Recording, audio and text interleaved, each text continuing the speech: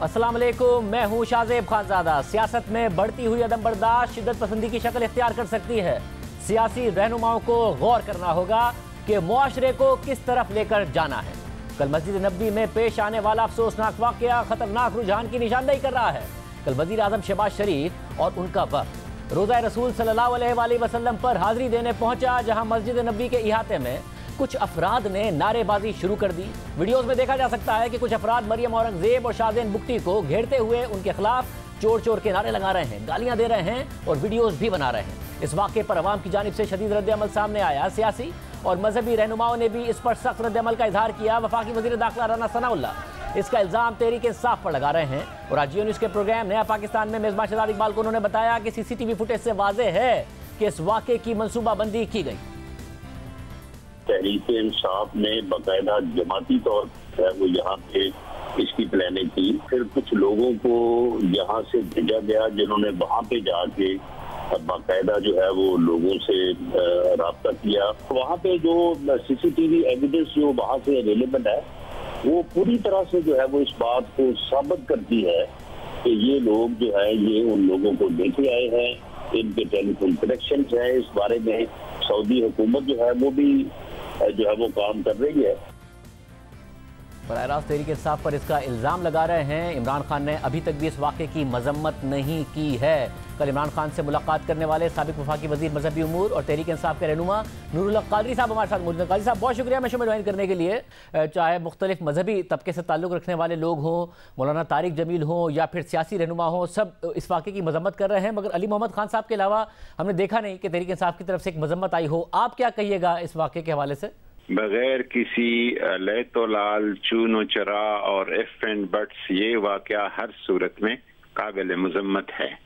जो मस्जिद नबवी और हरम नबवी का तक़द्दुस है और जिसके बारे में नफ्स गुम करद में आयत जुनेदो बायजीद इंजा, ये तो कहते कि अर्श से नीचे एक ऐसा मकाम है कि अर्श से भी नाजुकतर है। तो ऐसे मकाम पे इस तरह के स्लोगन नारे, किसी के साथ सियासी इख्तलाफ हो सकता है और उनके खिलाफ अपने जज्बात का इजहार भी हो सकता है, लेकिन ये बिल्कुल गैर मुनासिब रवैया था, गैर माकूल था, गैर शरई था और मदीना मुनव्वरा के आदाब के मुनाफी रवैया था। मतलब मुझे ये बताएगा कि अब वफाकी वज़ीर दाखिला राना सनाउल्लाह साहब ये कह रहे हैं कि बाकायदा तौर पर एक जमाती तौर पर यहाँ पर प्लानिंग की गई, फिर लोगों को भेजा गया जिन्होंने वहाँ जाकर राब्ता किया। अब शेख रशीद साहब का भी बयान है कि देखिएगा मदीना में मक्का में इनके साथ क्या होता है। तो क्या वाकई ये प्लानिंग के तहत किया गया?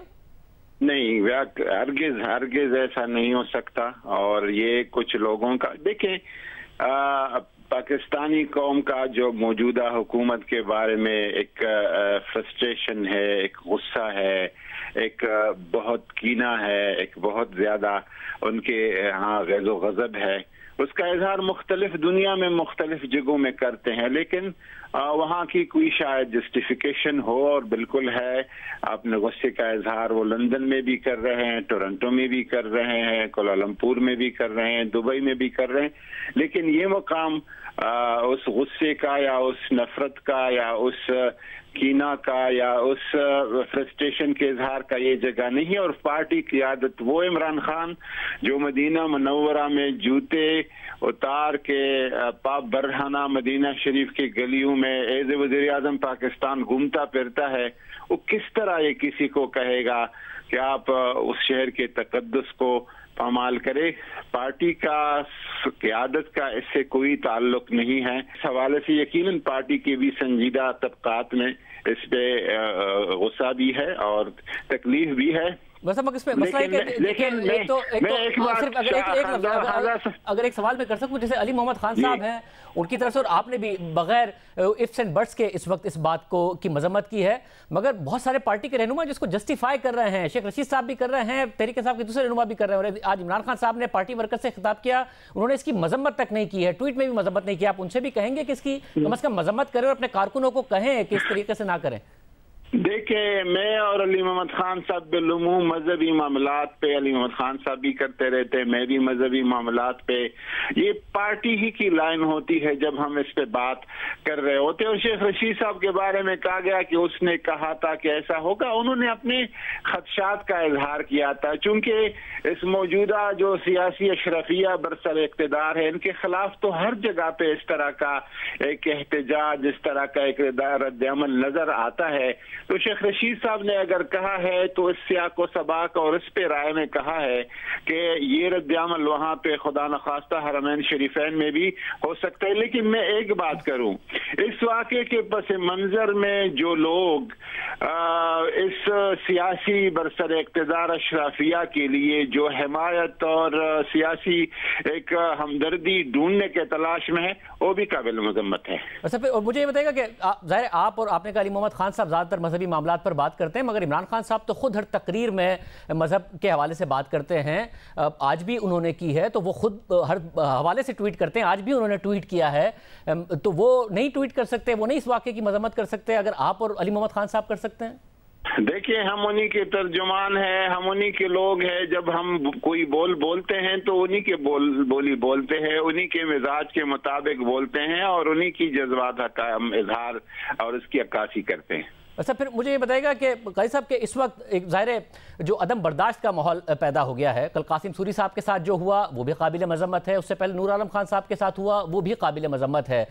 लीडरशिप को सर जोड़कर बैठने की ज़रूरत नहीं है, एक एक कदम पीछे हटने की ज़रूरत नहीं है कि जो सियासत है वो सियासी मैदान में हो, सियासी तरीक़े से हो, ये अदम बर्दाश्त की तरफ मुआशरा ना बढ़ जाए, इस पैगाम की ज़रूरत नहीं है दोनों तरफ से और हर तरफ से?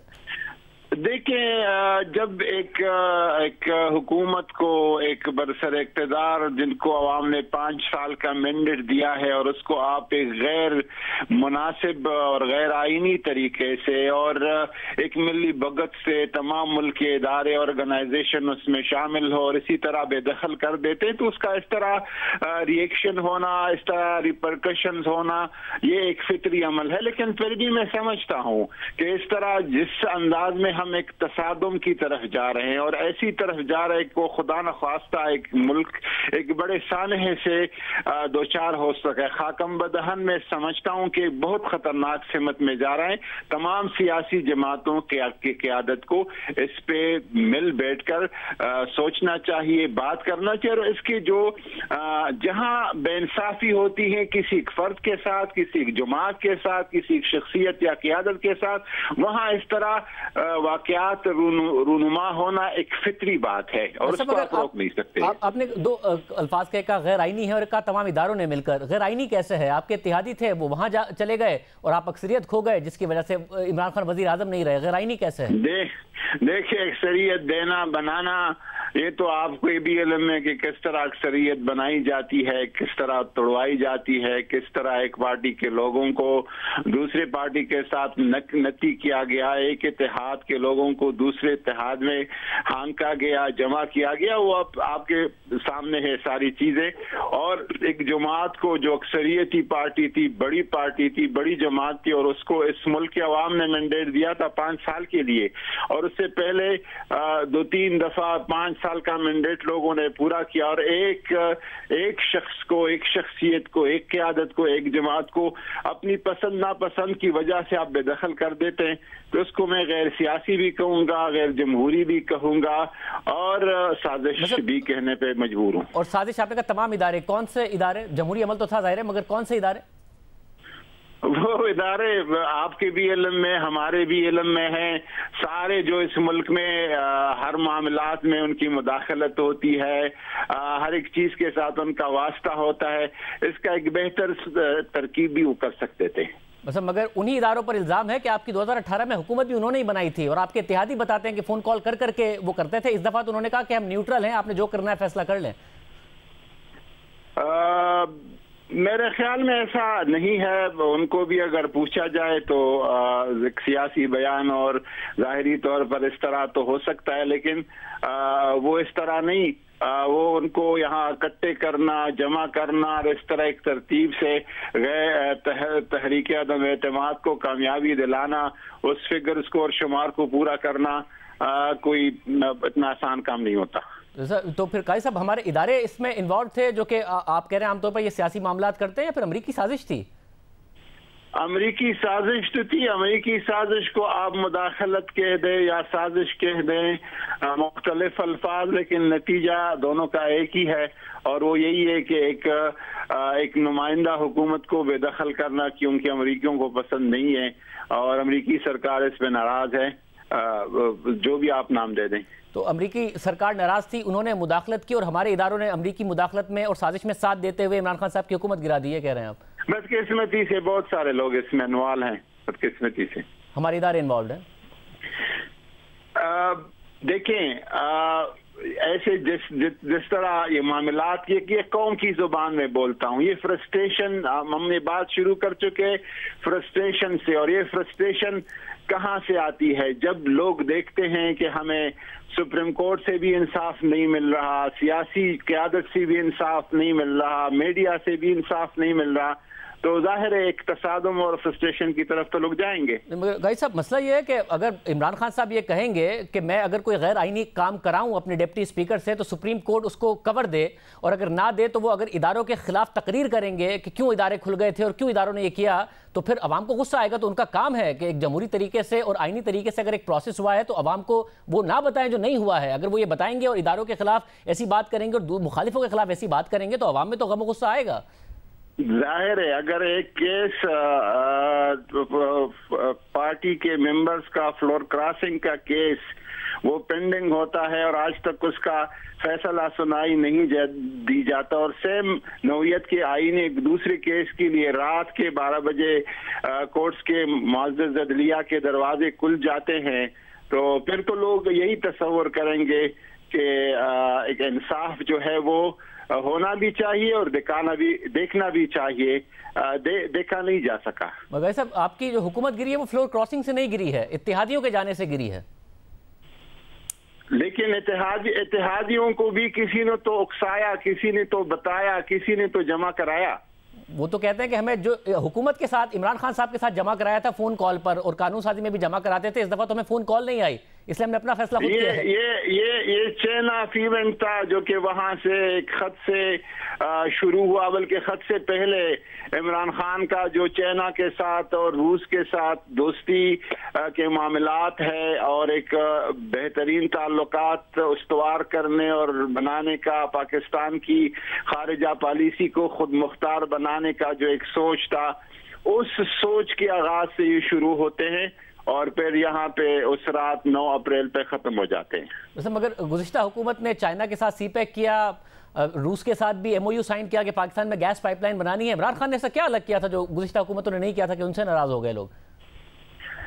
इमरान खान ने जो किया, इस मुल्क की खारिजा पॉलिसी को अपनी इस्तेताअत और अपनी कुदरत के मुताबिक उसको आज़ाद करने की एक कोशिश की और अमेरिका की चुंगल से मुस्तकिल तौर पर निकलने की कोशिश की और इस कौम को असल खुद मुख्तारी और आज़ादी वापस दिलाने की कोशिश की और उस कोशिश की जितनी भी तीसरी दुनिया की लीडरों को एक सज़ा मिल रही है वो इमरान खान को भी आजकल मिल चुकी है या मिल रही है। तकारीर में की या अमली तौर पर भी किया? क्योंकि मैं कह रहा हूँ कि अमली तौर पर तो गुज़िश्ता हुकूमतों ने वो सारे काम किए, चाहे एटम बम बनाना हो, एटम बम का धमाका करना हो, सीपैक करना हो, रूस के साथ पाइपलाइन बिछानी हो, वो सारे काम गुज़िश्ता हुकूमतों ने भी किए। तो अमली तौर पर इमरान खान साहब ने क्या किया है सिवाय तकारीर के?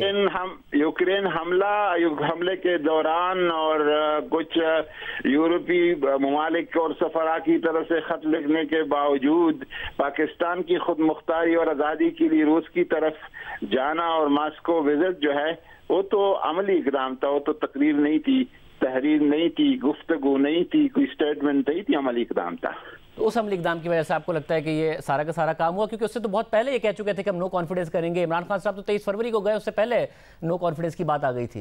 ये उसका एक हिस्सा था। ये इक़दाम जो रूस का दौरा था, उन इक़दामात में जुमला जो पॉलिसी बनाई जा रही थी इमरान खान की क़यादत में, खारिजा खुद मुख्तार और आज़ाद पॉलिसी, उसका ये इक़दाम उसका एक हिस्सा था। बहुत शुक्रिया। नूरुल कादरी साहब हमारे साथ मौजूद थे, मजम्मत कर रहे थे कल के वाक़े की। इसके अलावा दूसरे इशूज़ पर बात की। प्रोग्राम में ब्रेक शामिल करते हैं। फराह खान का बहुत जिक्र हो रहा है, उनके शौहर हमारे साथ मौजूद होंगे, जवाब देंगे। एमनेस्टी स्कीम क्यों ली थी, नैब ने केस खोल दिया है। एक ब्रेक के बाद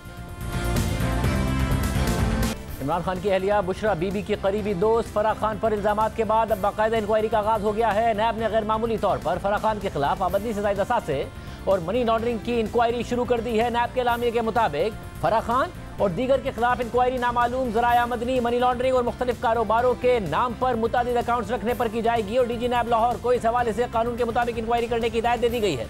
नैब के एलामिये के मुताबिक फराह खान के अकाउंट में गुज़िश्ता 3 साल में 847 मिलियन यानी 84 करोड़ रुपए की एक बड़ी रकम देखी गई है। ये रकम फराह खान के प्रोफाइल के मुताबिक नहीं है। ये रकम फराह खान के ज़ाती अकाउंट में डाली गई और फौरी तौर पर निकाल ली गई। नैब के एलामिये के मुताबिक मीडिया रिपोर्ट्स में फराह खान पर आमदनी से ज़ायद असासों में मुलविस होने का इल्जाम है, जबकि फराह खान के इनकम टैक्स रिटर्न्स में उनके असासे 2018 से गैर मामूली तौर पर बढ़े, जिसकी वजूहात नामालूम है। नैब के एलामिये के मुताबिक फराह खान 9 बार अमरीका और 6 बार मुत्तहिदा अरब अमारात भी गई।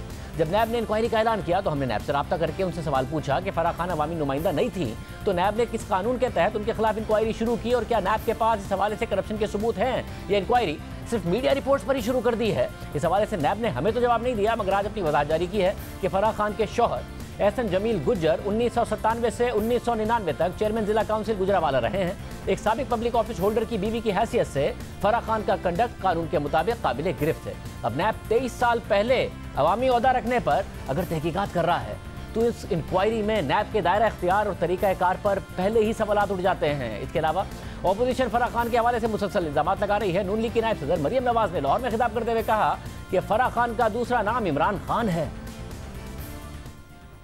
रावलपिंडी रिंग रोड मंसूबा सुना है ना, उसके ऐलान से एक हफ्ता पहले ये फराह गोगी, जिसका दूसरा नाम इमरान खान है, इसने 2 करोड़ 60 लाख रुपए की जमीन खरीदी, क्योंकि इसको इमरान खान ने बता दिया था कि रिंग रोड मंसूबे का ऐलान होने वाला है।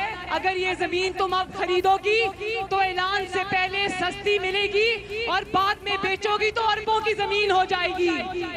इसने वो 200 कनाल जमीन खरीदी और जैसे ही वो स्कैंडल बाहर आया 1 अरब रुपए की बेच के दौड़ गई, रातों रात दुबई फरार हो गई और इमरान खान ने इसको रातों रात दुबई फरार कराया। इल्जामात के हवाले से फराह खान और उनके शौहर एहसन जमील गुज्जर का क्या मौक़िफ़ है, क्या वो वापस आएंगे? हमारे साथ मौजूद हैं फराह खान के शौहर एहसन जमील गुज्जर। बहुत शुक्रिया हमें शो में ज्वाइन करने के लिए। आपका मौक़िफ़ भी सामने आना चाहिए। हमने पहले भी आपसे रब्ता किया था, आज आपने वक्त निकाला, बहुत शुक्रिया आपका। क्या मौक़िफ़ है आपका? नैब ने इंक्वायरी शुरू कर दी है, 84 करोड़ रुपए कह रहे हैं कि 3 साल में फराह खान के अकाउंट में डाले गए, फौरी तौर पर निकाले गए, उनके ज़राए आमदनी से ये नहीं है, जस्टिफाई नहीं करते हैं। देखें, सबसे पहले तो मैं आपके का शुक्रिया अदा करता हूं कि आपने मुझे मेरा मौक़िफ़ लिया। आपकी टीम का भी शुक्रिया, thank you very much to reach me. उसके बाद मैं आपको ये यकीन दिलाता हूं और आपके ज़रिए अपने मुल्क के लोगों को और तमाम मुतलका जो महकमे हैं और जो डीजी नैब हैं उन सबको यकीन दिलाता हूं कि हम शरीफ शहरी हैं, हम कोई भगौड़े या स्कॉन्डर या भागने वाले नहीं हैं, या हमारी जो बीमारी भी है वो भी हम कोई पब्लिक नहीं करेंगे और उसकी वजह से हम अदालत से जमानतें कराने की कोशिश नहीं करेंगे। हम हर सूरत में, मैंने पहले भी आपके चैनल पे ये ऐलान मैं कर चुका हूँ और आज भी कर रहा हूँ कि मैं इस इंक्वायरी को फेस करने के लिए हम दोनों हाजिर हैं और जाएंगे, असलतन भी जाएंगे, वकालतन भी जाएंगे। और मैं इंशाल्लाह विदिन 2-3 वीक्स पाकिस्तान में होऊंगा और नैब वालों से भी मेरी गुजारिश है कि कोई तावला होने की ज़रूरत नहीं है कि वो भागते फिरें और हमारे मुलाजमों को और घर की बेलें देते फिरें। और अभी हमें उनका नोटिस मसूल नहीं हुआ, जब मसूल होगा तो हम खुद उनके पास पेश होंगे। हम कोई भगौड़े या भागने वाले लोग नहीं है, कतई। मतलब दुरुस्त है और जाहिर है नैब का जी। एक बात मैं और करना चाहता हूं कि ये जो नैब की इंक्वायरी है ये one office to other office ये लेटर है, हाउ इट इज, ये किस किस्म का इनका है सिस्टम के, हम यानी ना मुझे अभी मिला ना ये डीजी नैब के पास पहुंचा और ये सारी दुनिया में फैल गया। हर बंदा 400 बंदा तो मुझे ये मैसेज कर चुका है, ये वाला, ये कहाँ सीक्रेसी कहाँ है। और हमारे जो दीगर अदारे हैं, ये जो आप 800 मिलियन की बात कर रहे हैं, और आपके जो दुरानी साहब हैं इन्वेस्टिगेशन की, और दूसरे जो इन्वेस्टिगेटर्स हैं, ये तो हमने खुद पेनी जो है ये डिक्लेयर की हुई है एफबीआर में। कभी गाड़ियों की बात करते हैं, एक एक करके इन सब पर सवाल कर लेता हूं, मगर सबसे पहले जो आपने कहा कि आप तक पहुंचा नहीं और नैब ने ये प्रेस रिलीज जारी कर दी है, आपकी बिल्कुल दुरुस्त बात है। ये नैब का तरीकाकार है, ये गुज़िश्ता दौरे हुकूमत में भी रहा, ये बिल्कुल गलत तरीकाकार है कि लोगों की इस तरीके से पगड़ियां उछाली जाएं। पहले लाजमी है कि आपको सर्व किया जाता नोटिस, आपके तहत इंक्वायरी होती, ना कि इस तरीके से मीडिया में प्रेस रिलीज कर दी जाए। और यह भी लाजमी है कि जिस तरीके से माजी में नैब हिरासा करता रहा है, आपको और आपकी फैमिली को उस तरीके से ना हिरासा किया जाए और आपको बाकायदा तौर पर कानून के मुताबिक ट्रीट किया जाए इस मामले में। मगर जो सवाल है वो ये, आपने कहा कि डिक्लेयर्ड है सारे असासे, 23 करोड़ रुपए से 97 करोड़ रुपए पर आपकी अहलिया फराह खान के असासे कैसे पहुंच गए सिर्फ और सिर्फ 3 साल के अंदर अंदर, 2017 से 2021 तक? आप ये बताएं कि जो इजाफा है क्या वो एफबीआर में डिक्लेयर नहीं है? क्या तमाम ट्रांजैक्शंस थ्रू बैंक्स नहीं है? ये उनसे पूछें जो आपके इन्वेस्टिगेटर्स हैं। और अब तो खैर इस मामले पे बात करने की जरूरत नहीं रही, इसलिए कि अब नैब ने खुद कहा है जी हम ये इन्वेस्टिगेट करेंगे। मगर इसमें एक मसला है, गुरु साहब ठीक कह रहे हैं, आप दुरुस्त कह रहे हैं कि ये डिक्लेयर्ड है, मगर उस डिक्लेरेशन में मसला ये है, एक तो आपको पता होगा कि एफबीआर 5 साल तक पूछ सकता है। आपने डिक्लेयर किया, मगर उन्हें 5 साल में भी लगा कि आपके जो एसेट्स हैं वो बियॉन्ड मीन्स हैं, तब भी आपसे 5 साल तक एफबीआर भी सवाल कर सकता है। दूसरा मसला यह है कि आपकी अहलिया ने 33 करोड़ रुपए की एमनेस्टी स्कीम ली है और आपने भी 2 करोड़ रुपए की एमनेस्टी स्कीम ली है 2019 में। भाई आप ये जो भी नैब ने पूछना है या एफबीआर ने पूछना है वो हमसे पूछे मनी ट्रेल के भाई ये पैसे आपके पास कहां से आए हैं, जो कि हमने बैंकों में जो ट्रांजैक्शंस की हैं। जो आपको कहने का मकसद है वो ये है कि बैंक आजकल 10 लाख रुपए अभी जमा नहीं करता जब तक उसके पास प्रूफ ना हो कि आप कहां से लेके आए हैं। According to state bank rules हमारी मनी ट्रेल ऑलरेडी भी एफबीआर के पास मौजूद है, मजीद भी हम हर जगह पे देने के लिए तैयार हैं। एमनेस्टी की भी हमने जस्टिफिकेशन ऑलरेडी एफबीआर को पेश की है। अगर सब डॉक्यूमेंटेड है तो आपको एमनेस्टी की जरूरत ना पड़ती। अगर आपकी जो इनकम है वो बियॉन्ड मींस नहीं है और आपके असास से जस्टिफाइड हैं, तो आपने 33 करोड़ रुपए की आपकी अहलिया ने एमनेस्टी और 2 करोड़ रुपए की आपने एमनेस्टी क्यों ली? ये बड़ा अच्छा सवाल किया आपने। मैं ये बात टीवी पे एडमिट नहीं करना चाह रहा, कहना नहीं चाह रहा कि मैं 3-4 साल मुल्क से बाहर रहा हूँ, जिसमें मैं शदीद बीमारी का शिकार रहा, और उस सिलसिले उन दिनों हम अपने टैक्सेस सही तरह जमा नहीं करा सके मेरी अदम मौजूदगी की वजह से मुल्क से। जब 2018 में हम लोग वापस आए, आके हमने सारा सिस्टम दोबारा शुरू किया, तो हमने टैक्सों को रीफाइल दोबारा से मुल्क में अपने टैक्स फाइल शुरू किए। ये भी चढ़े हुए सूरज की तरह एक यहाँ हकीकत है कि because of illness for 3 to 4 years I was not in the country. अच्छा, मगर उन 3-4 साल में ठीक है आपने 2016, 17, 18 में अपने रिटर्न्स फाइल नहीं किए, मगर 2018 में तो आपने रिटर्न्स फाइल किए और वो तकरीबन थे 21 करोड़ रुपए के, आपकी अहलिया ने भी किए, वो थे 23 करोड़ रुपए के। फिर इमरान खान साहब की 18 में हुकूमत आती है और 2021 तक उनके एसेट्स मल्टीप्लाई हो जाते हैं, 4 से 97 करोड़ पर पहुंच जाते हैं। और 2019 में वो इमरान खान साहब की ही एमनेस्टी स्कीम से फायदा उठाती है, जो कहते थे कि एमनेस्टी तो काला धन को सफेद करने के लिए करप्ट लोग लेते हैं। तो ये क्यों आपने किया 2019 में एग्जैक्टली? ये भी 200% जस्टिफाइएबल चीज़ है। हमारे जो फैमिली में तकसीम हुई उसमें से जो चीज़ें मेरे हिस्से में आई, जो चीज़ें हमने आपस में तकसीम की, वो चीज़ें जो कि हम फरी के अकाउंट में या फरी के मामलात में पहले वो डिक्लेयर नहीं थी, वो पैसा उसको मिला थ्रू बैंक मिला, उसके ज़रिए जो कुछ भी हुआ जो हम फाइल नहीं कर सके। गुजर साहब, इनहेरिटेंस के लिए एमनेस्टी लेने की जरूरत नहीं पड़ती है, इनहेरिटेंस आप डिक्लेयर कर सकते हैं। नहीं देखें, अब आप एक ही सवाल लेके बैठ गए हैं कि एमनेस्टी क्यों ली। भाई एमनेस्टी हमने ली, वो लीगल थी लेना, हमने कोई लीगल काम नहीं किया। नैब हमसे पूछेगी, आप पूछ रहे हैं, आपको भी मैं फैक्स कर दूंगा कि भाई वो हमने क्यों ली, किस वजह से ली। मगर नहीं गुजर साहब, लीगल इसलिए नहीं थी कि आप की अहलिया पॉलिटिकली एक्सपोज पर्सन है। रिश्वत के पैसे नहीं है वो, पॉलिटिकली ना हमारे पास मुद्दा था। मगर गुजर साहब, पॉलिटिकली एक्सपोज लोग नहीं ले सकते थे एमनेस्टी। आपकी अहलिया पॉलिटिकली एक्सपोज है, वो तहरीक इंसाफ का हिस्सा है। We are not political people at all, we are being made political. नहीं, आपकी अहलिया तहरीक इंसाफ का हिस्सा नहीं है।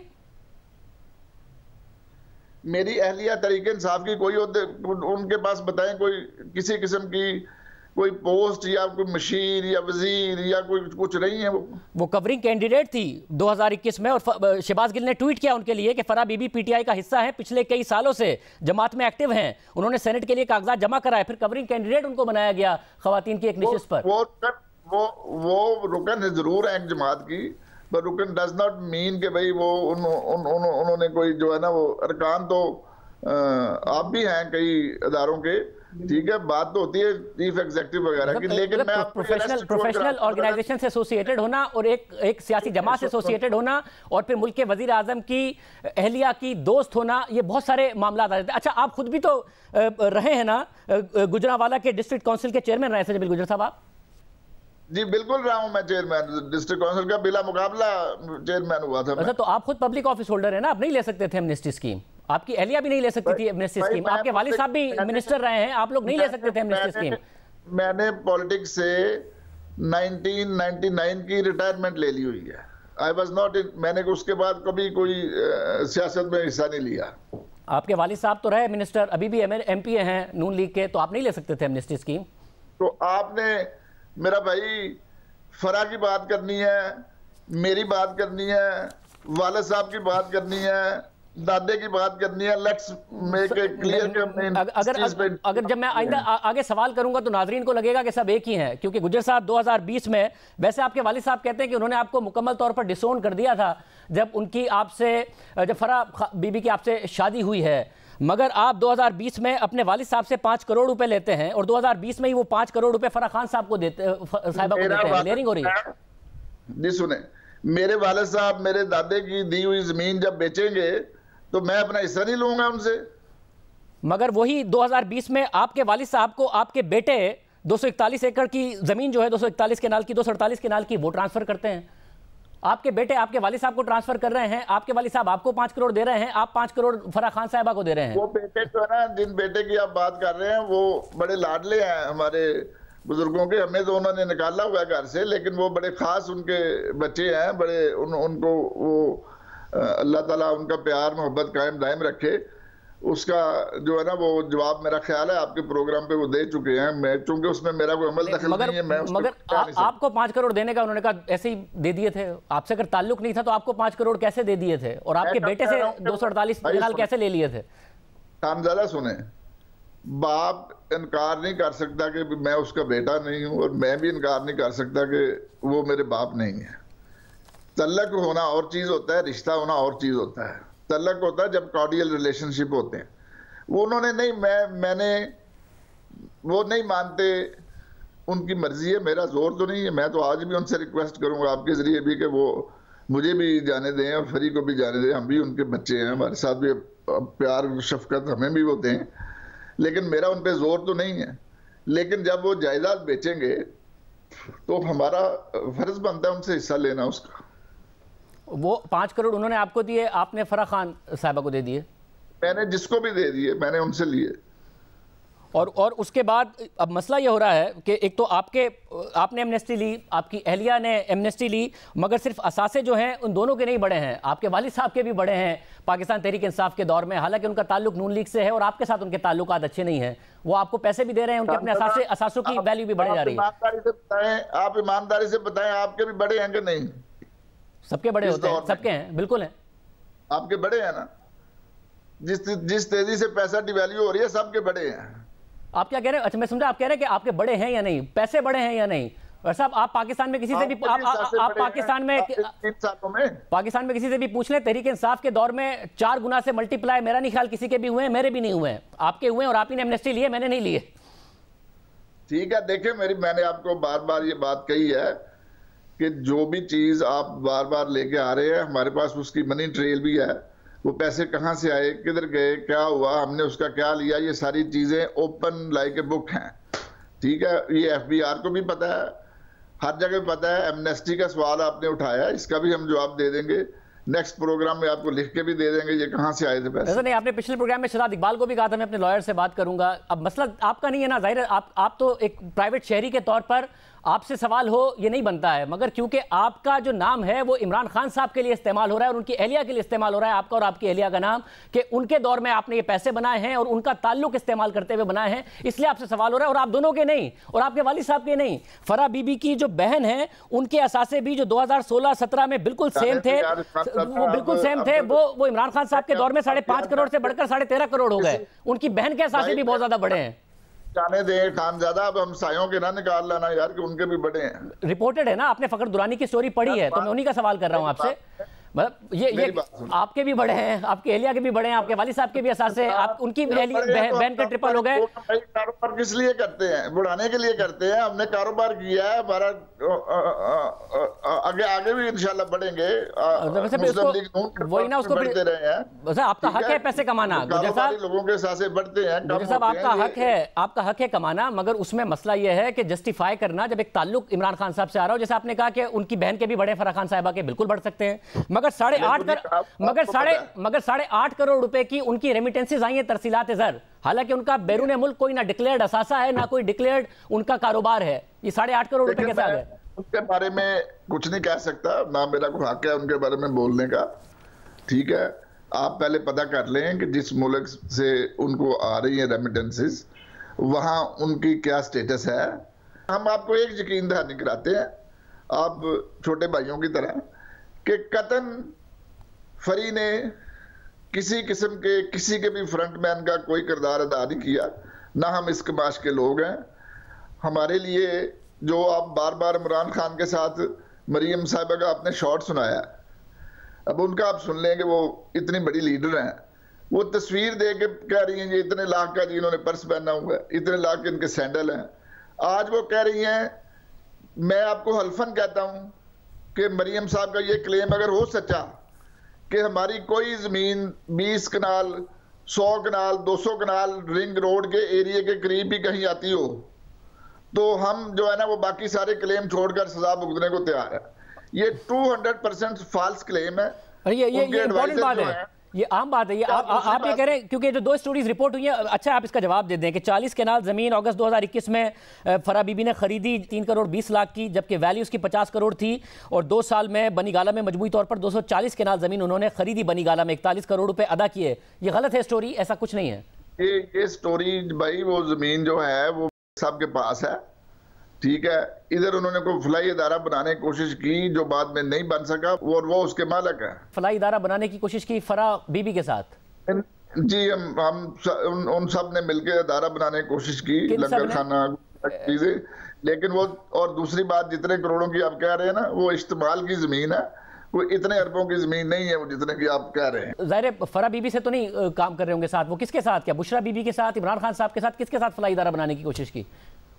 नहीं, इसमें मैं आपको ये बता रहा हूँ उस जमीन की स्टोरी, कि जो जमीन आप कह रहे हैं फरी ने ली, वो फरी के पास नहीं है। और किसके लिए दे रहे थे वो? कौन काम करना चाहता था? फराह बीबी का फलाई इदारा बनाना चाह रहे थे। किसके साथ? जो नहीं बनाया। किसके साथ? क्योंकि आजकल फलाई इदारों पे भी आप लोगों को इतराज है। एतराज नहीं है। फराह बीबी के साथ बनाना चाह रहे थे, बुशरा बीबी साहिबा के साथ बनाना चाह रहे थे, किसके साथ? बुशरा बीबी को आप क्यों ला रहे हैं? मैंने उनका नाम लिया। तो फिर फराह बीबी को देना चाह रहे थे, वो इतनी सारी जमीन फलाई इदारे के लिए वो चलाती फराह बीबी, उनका ताल्लुक था। देना चाह रहे थे और अपनी आवाज नीचे रखे। मेरी आवाज नीचे, ये मैं सवाल कर रहा हूं आपसे, अगर आप जवाब दे दें। बात करें, आप गुस्से ना हो गुजर साहब, गुस्से ना हो, मुझे सिर्फ जवाब दे दीजिए, क्या वो फराह बीबी के साथ काम करना चाह रहे थे, या फराह बीबी के पीछे कोई और था जिसके साथ वो काम करना चाह रहे थे? इतनी सारी जमीन को दे रहे थे। कोई नहीं था, फराह बीबी के पीछे कोई नहीं था। मैं हूं फराह बीबी के पीछे, कोई इमरान खान नहीं है, कोई फर्स्ट लेडी नहीं है। हमारे उनके साथ बहुत दबाना तलका जरूर है। फराह बीबी के पीछे मैं हूं, और फराह बीबी के आगे भी मैं हूं, और दाएं भी मैं हूं, और बाएं भी मैं हूं। तो दाएं बाएं आगे पीछे आपका ताल्लुक है? जी, जिसका भी ताल्लुक है वो उन्होंने डोनेशन दी ठीक है, जो कि हमने बाद में उस प्रोग्राम को मुअत्तल कर दिया, वो जगह उनके पास है। और अल कादिर यूनिवर्सिटी की फराह खान साहिबा ट्रस्टी हैं, वो जमीन भी मैंने दी? मुझे नहीं पता किसने दी, मेरा उस ट्रस्ट से कोई ताल्लुक नहीं है। वो स्टोरी तो आपने देखी होगी कासिम अब्बासी की, तो आपको पता नहीं है? फराह बीबी ने आपको बताया नहीं? स्टोरी की बात सुने, इस मुल्क की कौन सी स्टोरी माने? जब एक तो डिनाई कर देना, ये क्यों कह रहे पता नहीं है? स्टोरी रिपोर्ट हुई है बाकायदा, तो बता दें। मेरी बात सुन लें भाई, छोटे भाई हैं आप, मैं अगर लाउड हुआ हूं तो I mean I take it back. सुने मेरी बात, आपके मुल्क की जो रूलिंग पार्टी है उसकी चेयरमैन बगैर तस्दीक किए फराह खान को इमरान खान कह रही है, और कह रही है जी 2 करोड़ की जमीन लेके 1 अरब की बेची, जिसकी जो मैं आपको कह रहा हूं कि बेबुनियाद और किसी किस्म का इसमें कोई हकीकत नहीं है। कभी वो कह रही है, फिर आपके जो वजीर खारजा हैं बिलावल साहब, वो खुद तकरीर करते हुए फराह बीबी, मेरा ख्याल है जो फराह बीबी का ये 800 मिलियन है ना, इसी से पीडीएम की हुकूमत गुर्बत खत्म करना चाहती है। जो महंगाई है ना जो मुल्क में, वो इसी से खत्म करना चाहती है। इसका इतना फिक्र इनको पड़ा हुआ है। भाई मुल्क में दंदनाते फिर रहे हैं दहशतगर्द, मुल्क जो है उसमें जो अफरा तफरी फैली हुई है, और ये फराह बीबी के पीछे पड़े। पहला केस तो देखिए इन्होंने क्या बनाया है। गुजर साहब, आपको ज़ाहिर है मौका मिलना चाहिए अपने सारे केसेस का सामना करने का भी और जवाब देने का भी, और वो मौका ही हम आपको दे रहे हैं। मगर ज़ाहिर जो सवालात पैदा हो रहे हैं, मैं आपसे फिर बार बार कह रहा हूं कि फराह बीबी या आपको ज़ाती तौर पर आप प्राइवेट सिटीजन हैं, नहीं मामला हो रहा है, क्योंकि आपका ताल्लुक बुशरा बीबी और इमरान खान साहब से जुड़ा जा रहा है। इसलिए मैं आपसे यही सवाल कर रहा हूं कि इतनी सारी ज़मीनें, चाहे वो कादिर यूनिवर्सिटी के लिए हो, बनी गाला में इतनी महंगी ज़मीन हो, वो फराह बीबी, बुशरा बीबी या फिर इमरान खान साहब के कुछ प्रोजेक्ट से जिसके लिए ये दिया जा रहा था, बेशक फलाही प्रोजेक्ट से, बेशक वो अल कादिर यूनिवर्सिटी फलाई है, ताकि ये एस्टैब्लिश हो जाए कि आप लोगों का ज़ाती ताल्लुक है या किसी और वजह से दे रहे थे ज़मीन। कामदादा साहब, जब मैं और आप स्कूल में पढ़ते थे ना, उस वक्त की फलाह कर रहे हैं, ठीक है। उन्होंने कई यूनिवर्सिटियां बनाई, कई फलाई इदारे बनाए, हमने जिनका जिक्र टीवी पे भी सुना, लंगर खानों का सुना, ठीक है। ये पहली दफा मैंने, चूंकि उसमें फराह का नाम आ गया तो कि आपको डोनेशन पे भी एतराज हो गया, लंगर खानों पे भी एतराज हो गया। उसने कभी डोनेशन जैसे दी नहीं, पहली दफा दी है, ठीक है। और आप अगर आप क्योंकि किस कोई डोनेशन हम अपने घर ले आए हैं। मुझे आप अपने स्कूल से लेके अब तक का कोई एक और शख्स बताइए इंडिपेंडेंट आपकी तरह का और फराह बीबी की तरह का, जिनको इतनी सारी जमीन दे दी हो फलाई काम करने के लिए या फिर कोई यूनिवर्सिटी बनाने के लिए। आप सिर्फ इस तरह कर ले, जरा गौर फरमा लें कितनी डोनेशंस की हैं और प्रोपोर्शन क्या बनता है जो फराह को एक फराह के साथ मिलके वो बना रहे। फराह को दी नहीं उन्होंने जमीन, फराह के साथ मिलके वो बना रहे थे, उधर लंगर खाना बना रहे थे, और उसके बाद वो उधर बना रहे थे, कोई अदारा बना रहे थे बेआसरा लोगों के लिए, ठीक है। ये वो जमीन है, वो भी उनको वापस हमने कर दी हुई है बड़ी अरसे की। और मुझे ये बताइएगा कि जो फराह बीबी की दोस्ती है बुशरा बीबी से, वो दोनों दोस्त थे या आप और खबर मानिका साहब दोस्त बने, उसकी वजह से फराह बीबी और बुशरा बीबी की दोस्ती हुई? यार इस बात का मुझे बताएं, कोई रेलेवेंस है? मैं बताता हूं क्यों रेलेवेंस है। फिर मुझे ये भी बताइएगा कि आप उस्मान बुज़दार साहब को वज़ीर आला बनने से पहले जानते थे? जी, मैं सुप्रीम कोर्ट में कह चुका हूं कि मैं उनको बनने से पहले जानता था। और ये बात भी दुरुस्त है कि आपकी और खबर मानिका साहब की पहले दोस्ती हुई और फिर बुशरा बीबी की और फराह बीबी की दोस्ती हुई? ये आपकी बात दुरुस्त नहीं है, ठीक है। जो मानिका साहब के वालिद साहब हैं वो भी पुराने पार्लियामेंटेरियन है, हमारा भी पुराना सियासी खानदान है, हमारे बाप दादा से एक दूसरे के साथ वाकफियत है भाई। तो इसीलिए बुशरा बीबी की और फराह बीबी की दोस्ती हुई। मैं ये कह रहा हूँ कि आप लोग पहले दोस्त बने, आप लोगों की वाकफियत पहले थी। मेरी तो मानिका साहब से न्याजमंदी जरूर है, वो बड़े भाइयों की जगह है, अदब की जगह है, दोस्ती और चीज होती है, वो मेरे लिए वो काबिल एहतराम है। तो इसी तरह और फिर क्योंकि आप उस्मान बुज़दार साहब को पहले से जानते थे, इमरान खान साहब तो कह चुके कि वो तो उस्मान बुज़दार साहब को जानते भी नहीं थे जब वज़ीर आला बनाया, तो फिर आप लोगों ने सिफारिश की थी जिसकी वजह से वो बने? नहीं, हमने ना सिफारिश की, ना हमारी सिफारिश करने की हैसियत थी, ना सिफारिश करने की हैसियत है। तो फिर कैसे इमरान खान साहब ने उन्हें चुना, कैसे ख्याल आया उन्हें उस्मान बुज़दार को बनाने का? यार उस्मान बुज़दार के साथ ना उन्होंने 3 सूबों के और चुने, ठीक है, फिर उन्होंने वज़रा चुने। आप सवाल ये कर रहे हैं खामज़ादा कि मैं कैसे बता सकता हूँ कि क्यों उन्होंने फवाद चौधरी को वजीर लगाया, क्यों उन्होंने वजीर आला सराद लगाया। इसी तरह भाई कोई रेलेवेंट बात करे, हाउ कैन आई टेल के इमरान खान ने ये काम क्यों किया। तो आप ये कह दीजिए ना कि आपका कोई, आप जानते जरूर थे उस्मान बुज़दार साहब को, आपकी दोस्ती खबर मानिका साहब से थी, फराह खान साहिबा की दोस्ती बुशरा बीबी के साथ थी, आप उस्मान बुज़दार को जानते थे, मगर उस्मान बुज़दार का नाम आपने नहीं कहा था। सिंपल बात है। इनके अलावा भी उस्मान बुज़दार साहब के सबको मैं जानता था, सबसे मेरी न्याज़मंदी थी, सबसे मिला हुआ था, जानना तो कोई जुर्म नहीं है यार। ठीक है, मुझे एक और बात, अगर आपसे एफबीआर या फिर नैब सबूत मांगेगा इस बात का कि जो प्राइवेट जेट इस्तेमाल कर रही हैं फराह बीबी साहिबा, वो किस तरीके से उसके पैसे वगैरह दिए गए हैं, ये भी आप देने को तैयार हैं? देखिए, अगर उन्होंने प्राइवेट जेट इस्तेमाल किया होगा तो उसकी भी हम जरूर जवाब दें और जवाब देंगे। मैं आपसे एक गुजारिश जरूर कर देता हूँ कि फराह बीबी ने, मैंने या हमारे किसी बच्चे ने आज तक ना वजीर आजम के त्यारे में सरकारी में सफ़र किया, ना हमने वजीर आला का त्यारा इस्तेमाल किया, ना उनका कोई हेलीकॉप्टर, सरकारी किसी किस्म की चीज़ हमने इस्तेमाल नहीं की। प्राइवेट जेट जो है वो, अगर कोई हमें पूछेगा कि भाई कहाँ इस्तेमाल किया, क्यों इस्तेमाल किया, क्या आप उसमें बैठ के तस्वीर खिंच आगे उतर आए कि बैठे रहे कि सफ़र किया, तो वो सारी चीज़ें हम जो सबूत के साथ पेश कर देंगे। यानी कि ये भी हो सकता है कि मुख्तलिफ औकात में बार बार तैयारे में जाके तस्वीर खिंचवा के उतर गए हों, क्योंकि बहुत सारे मौके पे तस्वीर है जो उन्होंने खुद ने अपलोड की हुई हैं। नहीं, मेरा कहने का मकसद ये है कि जो आपका कंसर्न यही है ना कि त्यारे में बैठना भी जुर्म है। नहीं, आप जस्टिफाई कर सकते हैं तो कोई नहीं है, मगर अगर आप उनकी जो पोजीशन थी, क्योंकि फर्स्ट लेडी की वो दोस्त थी, उसकी वजह से अगर कोई फायदा उठाने की कोशिश की जा रही थी, कोई ऐसा मामला था, इसलिए सवाल हो रहा है। अगर आप जस्टिफाई कर देंगे तो बिल्कुल ठीक है। हाँ, हमने सरकारी कोई चीज इस्तेमाल की है इनकी, तो फिर आप हमें कह सकते हैं हमने इनका कोई गेस्ट हाउस लिया है, कोई सरकारी कार ली है, किसी जगह पे इनके हम जाके किसी सरकारी जगह पे ठहरे हैं, कहीं से खाना खाया है, ये सारे। अच्छा, फिर किसका तैयारा? कोई प्राइवेट टाइकून का तैयारा इस्तेमाल कर रहे हैं और उस प्राइवेट टाइकून इन्फ्लुएंस इस्तेमाल कर रहा हो फराह बीबी के ताल्लुक का बुशरा बीबी से, उसमें भी सवाल हो सकता है आइंदा, इसलिए बता दीजिए किसका है तैयार? भाई जिसका भी तैयारा होगा, हमने जो कुछ भी किया ना इन 3 सालों में और इनसे पहले 30 सालों में, अपनी पूरी जिंदगी में, खानजादा आपसे मेरा वादा है, आप छोटे भाई हैं, कि हम उसके जवाब दें और हम जवाब देंगे। हालांकि प्राइवेट इंडिविजुअल्स को नई अमेंडमेंट्स के तहत नैब इन्वेस्टिगेट नहीं कर सकता। गुल साहब, हमने ये सवाल भी पूछा है नैब से, हमने खुद ने ये सवाल पूछा कि किस हैसियत में आपको तलब किया गया है। बिल्कुल, आपको कानून के मैं आपका शुक्रगुजार हूं कि आपने मुझे कंसर्न शो किया। इसके बावजूद हम कोई लैतोलाल से काम नहीं लेंगे, इन चीजों को इन्वेस्टिगेशन में रुकावट नहीं बनाएंगे। बहुत शुक्रिया, उनके पास जाएंगे और जाके पेश होंगे। बहुत शुक्रिया, गुल साहब हमारे साथ मौजूद थे। हम चाहते थे कि ऑडियंस को आपका मौका भी पता चले और आपको कानून के मुताबिक ही ट्रीट किया जाना चाहिए, बजाय इसके कि टारगेट किया जाए। नैब की जो रिवायत है उसके मुताबिक उस रिवायत को नहीं फॉलो किया जाना चाहिए, जो कि गुज़िश्ता हुकूमत में नून लीग के साथ, पीपल्स पार्टी के साथ हो रहा था, वो उनकी हुकूमत में गुज़िश्ता हुकूमत के जो ताल्लुक़ रखने वाले लोग हैं या फिर वज़रा हैं उनके साथ नहीं होना चाहिए। आज के प्रोग्राम में इतना ही।